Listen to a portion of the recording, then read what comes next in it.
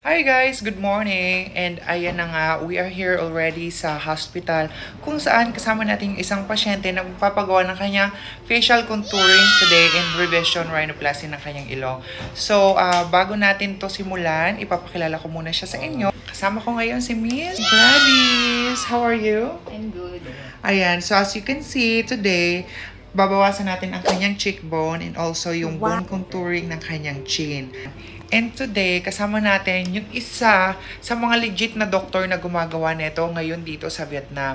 At nandito siya kasama ko. Hello doctor, how are you? Hello, I'm good. Yeah. So today, we will do the patient. Are you ready? Yeah, I'm ready. So doctor, here in Vietnam, how many doctors do the facial contouring surgery? Yeah, in Ho Chi Minh City, had 3 doctors can do Facial contouring. Yeah, And how long have you been doing this? 10 years. 10 Yeah. years already. So this doctor is the doctor who is responsible sa face ni Miss Cathy. At ito yung sinasabi ko sa inyong legit na gumawa sa amin.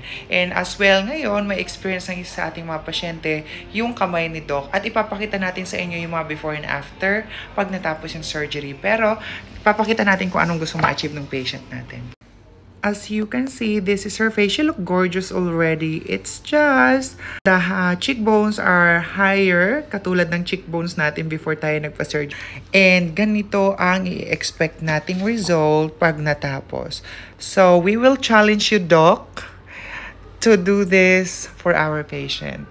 Are you excited? Yes, I'm sobrang excited. Excited. So, despite sa mga nagbo-boom na issue with Miss Jack, how do you feel about it at ako kasama mo ngayon? Ako, sobrang panatag ako kay Miss Jack.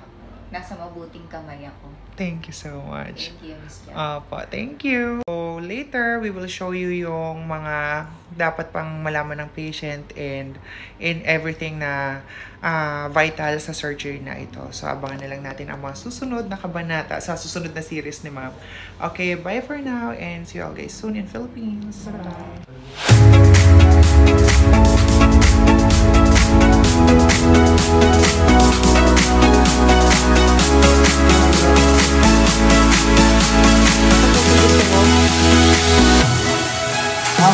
Since that knows that she won.